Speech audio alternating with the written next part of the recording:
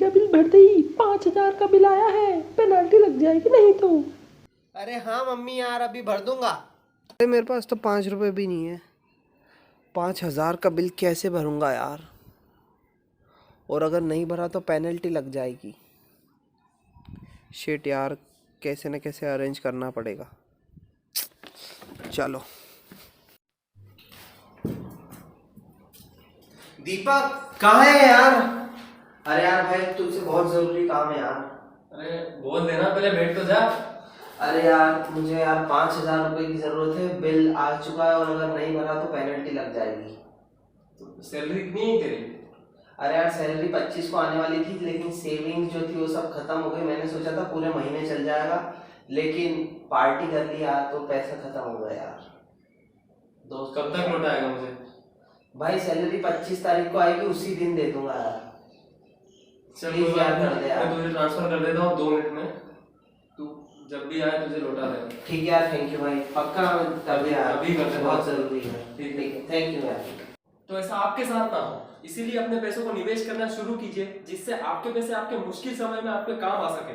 तो मैं हूं दीपक शर्मा और आज की इस वीडियो में मैं आपको बताऊंगा कि कैसे आप आपके पैसों को इन्वेस्ट कर सकते हैं, पावर ऑफ इन्वेस्टिंग क्या होती है और कैसे आप अपने पैसों से पैसा बना सकते हैं। तो चलिए इस वीडियो को शुरू करते हैं। सबसे पहले हम बात करते हैं व्हाट इज इन्वेस्टमेंट। इन्वेस्टमेंट का मतलब ये कि अपने पैसों को ऐसी जगह निवेश करना जिससे अपने पैसों की वैल्यू या फिर अपने पैसों की ग्रोथ टाइम के साथ होती रहे। ऐसे असेट्स खरीदना जिसकी वैल्यू ओवर द टाइम या फिर टाइम के साथ बढ़ती चली जाए। For example gold. गोल्ड एक ऐसा असेट है जिसे अगर आपने अभी खरीद लिया है तो वो 4 से 5 सालों के बाद यानी कि लॉन्ग ड्यूरेशन के बाद बढ़ना ही है।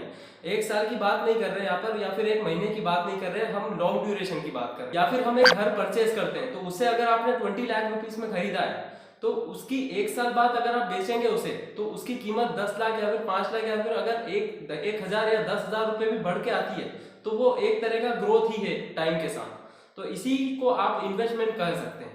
तो यहाँ पे इसने एक चीज बोली थी एसेट, तो यहाँ पे मैं आपके साथ 2 चीजें बताऊंगा कि क्या होते हैं एसेट्स और क्या होते हैं लायबिलिटीज। ऐसी चीजें जो हम परचेज करते हैं जिसकी वैल्यू टाइम के साथ में बढ़ती है, मतलब हमारी जो पैसा जो हमने इन्वेस्ट करा है उसमें उसकी वैल्यू बढ़ रही है, तो उसको हम कहते हैं एसेट्स। फॉर एग्जांपल यहाँ पे इसने जो गोल्ड और जो हाउस हमने परचेज करा उसकी बात करी। दूसरी साइड में आते हैं लायबिलिटीज। तो लायबिलिटीज वो चीज होती है जो हम हमारे लग्जरी पर्पस के लिए खरीदते हैं, जैसे कि हम कुछ भी हमारा फोन खरीदते हैं और हमने एक नया फोन परचेज करा जिसकी प्राइस है 20,000 रुपए, तो वो अगले ही दिन उसकी जो प्राइस है करीबन 18,000 रुपए रह जाएगी, क्योंकि अगर हम उसको सेल करेंगे तो हमको कोई भी 20,000 रुपए नहीं देगा। मैं एग्जांपल ले तो यहाँ पे अगर हम एक कार परचेज करते हैं जिसकी प्राइस है 20 लाख रुपए, तो जैसे हम शोरूम से बाहर निकल गए तो वहीं पे उस कार की प्राइस और कम हो जाएगी और हमको कोई भी उस कार के 20 लाख रुपए ऑफर नहीं कर सकता। तो ये चीज होती है लायबिलिटीज। तो अब हम बात करते हैं कि इन्वेस्टमेंट जरूरी क्यों है। क्योंकि इन्वेस्टमेंट से आपके present and future financial condition secure होती है या फिर स्टेबल होती है। इसका सीधा सीधा एग्जांपल ये है कि जो स्टार्टिंग में हमने एक एक्ट किया था उसमें आपको एक पर्सन दिखा था जो अपने इलेक्ट्रिसिटी बिल भरने के लिए उसके पास पैसे नहीं थे, उसकी सारी सैलरी या फिर सारी अर्निंग्स फ्लश कर दी थी या फिर उड़ा दी थी और इसी वजह से वो मेरे पास पैसे मांगने आया था कि यार मुझे पैसे दे दो, मुझे इलेक्ट्रिसिटी का बिल भरना है। लेकिन अगर मैं पहले इन्वेस्टमेंट किया होता तो यहीं पर उसका इन्वेस्टमेंट उसे काम आता और उसे दूसरे के पास पैसे मांगने नहीं जाना पड़ता और इसीलिए इन्वेस्टमेंट बहुत ज्यादा जरूरी है। तो ये तो मुझे पता चल गया कि इन्वेस्टमेंट बहुत ज्यादा जरूरी है, लेकिन इन्वेस्टमेंट करे तो करे कहाँ? हर कोई गोल्ड या चांदी तो नहीं खरीद लेगा, या हर कोई के पास 20 लाख रुपए नहीं है जिससे कि वो अपना घर खरीद ले नया। और कम पैसों से भी इन्वेस्टमेंट हो सकता है, और कहाँ इन्वेस्टमेंट करना चाहिए? जरूर कर सकते हो। इन्वेस्टमेंट के लिए इतनी सारी कैटेगरीज बनी हुई है कि आप 100 रुपए से भी स्टार्ट कर सकते हो। इन्वेस्ट की कैटेगरीज जैसे कि fixed deposits, mutual funds, stocks, क्रिप्टोस, forex, इतनी सारी कैटेगरीज हैं कि आप कहीं भी इन्वेस्ट कर सकते हो। तो यार सबसे लो रिस्क में कौन सा इन्वेस्टमेंट होगा? सबसे लो रिस्क में आपको फिक्स्ड डिपॉजिट करना चाहिए। डिपॉजिट एक ऐसा इन्वेस्टमेंट का तरीका है जिसमें आपको बैंक में एक बार पैसे को इन्वेस्ट करना होता है, यानी कि फिक्स्ड करवाना होता है। उन पैसों को आप तुड़वा नहीं सकते और फिक्स करवाने के बाद आपको पर्टिकुलर अमाउंट का एक इंटरेस्ट आता रहेगा जिस इंटरेस्ट रेट पर आप उसे फिक्स करवाते हो। तो यहाँ पे आपको कितना परसेंटेज इंटरेस्ट मिलता होगा? यहाँ पर हमें मैक्स टू मैक्स 7% से ज्यादा इंटरेस्ट नहीं मिल सकता। और क्या ये सेफ है? ये 100% सेफ तो है, लेकिन अगर आप इससे थोड़ा सा भी ज्यादा रिटर्न निकालना चाहते हैं तो आप म्यूचुअल फंड्स में इन्वेस्ट कर सकते हैं। तो म्यूचुअल फंड्स होते क्या है? म्यूचुअल फंड्स एक ऐसा इन्वेस्टमेंट का तरीका है जिसमें एक कंपनी है, वो कंपनी डिफरेंट स्टॉक्स में आपके पैसे जो आप इन्वेस्ट करते हो उन इन्वेस्टेड मनी को डिफरेंट कंपनीज में इन्वेस्ट करती है, और जो प्रॉफिट वो कंपनीज अर्न करती है उसी के हिसाब से आपको आपके पैसों पर प्रॉफिट मिलता है। तो यहाँ पे कितना हमको रिटर्न मिल सकता है? इसमें जनरली अगर हम बात करें तो एक म्यूचुअल फंड्स मिनिमम से मिनिमम 15% तक का आपको इंटरेस्ट तो दे ही देता है, और कुछ ऐसे म्यूचुअल फंड्स भी हैं जिनसे आपको 50 से ज्यादा या फिर 100% तक का इंटरेस्ट भी मिल सकता है। और इसमें थोड़ा सा रिस्क फैक्टर ये भी है कि अगर आपने 100 रुपीज इन्वेस्ट किए तो वो 80 भी हो सकते हैं, लेकिन लॉन्ग टर्म में, लॉन्ग ड्यूरेशन में वो बढ़ेंगे ही बढ़ेंगे। और अगर थोड़ी सी रिस्क और बढ़ा दें तो इससे कुछ अच्छा तरीका है जिससे मैं और ज्यादा रिटर्न अर्न कर सकूं? बिल्कुल जरूर है। आप डायरेक्टली स्टॉक मार्केट में अपना डीमैट अकाउंट ओपन करके उसमें इन्वेस्ट कीजिए, क्योंकि म्यूचुअल फंड्स भी स्टॉक्स में ही इन्वेस्ट करता है। तो अगर आप डायरेक्टली स्टॉक्स में इन्वेस्ट करेंगे तो आपको और ज्यादा प्रॉफिट मिल सकता है। और स्टॉक्स में बस थोड़ी सी रिस्क आपकी बढ़ जाती है, क्योंकि स्टॉक्स में आप डायरेक्टली इन्वेस्ट करते हैं और म्यूचुअल फंड्स क्या करता है कि वो मल्टीपल कंपनीज में आपके पैसे इन्वेस्ट करता है। लेकिन अगर आप डायरेक्टली सिर्फ एक ही कंपनीज में पैसे इन्वेस्ट करेंगे तो उसमें जितना लॉस होगा उतना ही लॉस ज्यादा आपका होता जाएगा।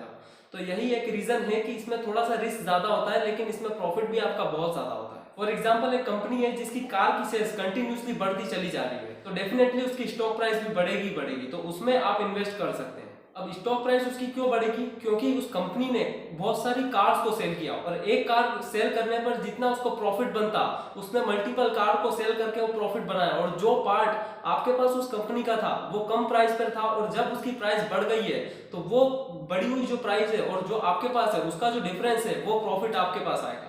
तो यहाँ पे हमने 3 चीजें सीख ली है कि जिससे कि अगर आपके पास 100 रुपए है तो आप उससे 110 रुपए या फिर 130 रुपए या फिर 150 रुपए बना सकते हो। लेकिन क्या ऐसा तरीका है जिससे कि अगर जिसमें हम 100 रुपीज इन्वेस्ट करें और वो हमारे 1000 रुपए हो जाए? जरूर। क्रिप्टो करेंसी एक ऐसा इन्वेस्टमेंट का तरीका है जिसमें आपका जो इन्वेस्टमेंट है वो एकदम स्काई रॉकेट हो सकता है, यानी कि 100 से 1000 से वो 1 लाख तक भी पहुंच सकता है। क्योंकि क्रिप्टो करेंसी एक ऐसा वॉलेटाइल मार्केट है जिसमें बहुत ज्यादा वॉल्यूम होता है, और बहुत ज्यादा वॉल्यूम होने की वजह से उसमें कंटिन्यूअसली इन्वेस्टमेंट चलता ही रहता है, और इसी वजह से आपका जो इन्वेस्टमेंट है वो एकदम से बूम पर चल जाता है।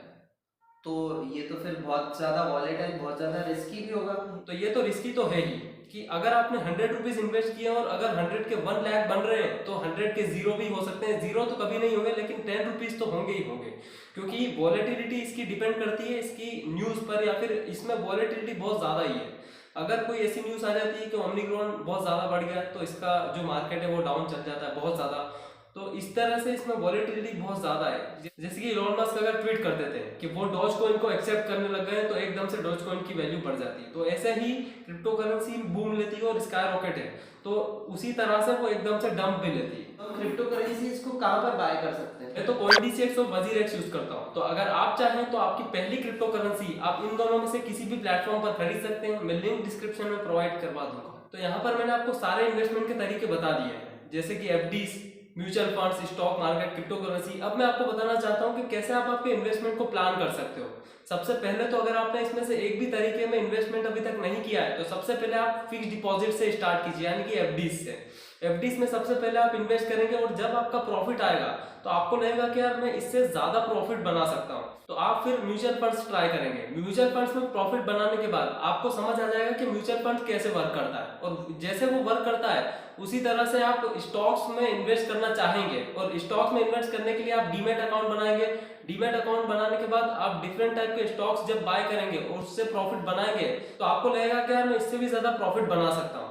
और जो पैसे आपके पास इन तीनों चीजों में इन्वेस्ट करने के बाद बचते हैं वो आप क्रिप्टो करेंसी में इन्वेस्ट करेंगे, या फिर इन तीनों में से पैसे निकाल कर आप क्रिप्टो करेंसी में इन्वेस्ट करेंगे, जिससे आप और ज्यादा रिटर्न निकाल सकें। तो यहाँ पर सबसे ज्यादा इंपॉर्टेंट चीज जो है वो है आपके इन्वेस्टमेंट को डाइवर्सिफाई करना। जैसा कि मान लीजिए कि आपको स्टॉक मार्केट और क्रिप्टो करेंसीज में ज्यादा ही प्रॉफिट हो रहा है और आप कंटिन्यूअसली उसमें इन्वेस्ट करते जा रहे हो और एकदम से मार्केट गिर जाता है तो आपके पूरा का पूरा लॉस हो जाएगा। लेकिन अगर आप धीरे धीरे, यानी कि फिक्स डिपॉजिट में भी आपने इन्वेस्ट कर रखा है, म्यूचुअल फंड्स में भी इन्वेस्ट कर रखा है, और स्टॉक्स में भी इन्वेस्ट कर रखा है, और क्रिप्टो में भी इन्वेस्ट कर रखा है, तो आपको जो लॉस होगा वो दो तरफ से होगा और दो तरफ से आपको प्रॉफिट होगा। तो आपको इस तरह से आपके इन्वेस्टमेंट को प्लान करना होगा जिससे आपको लॉस तो हो लेकिन आपको एक तरफ से प्रॉफिट भी आता है।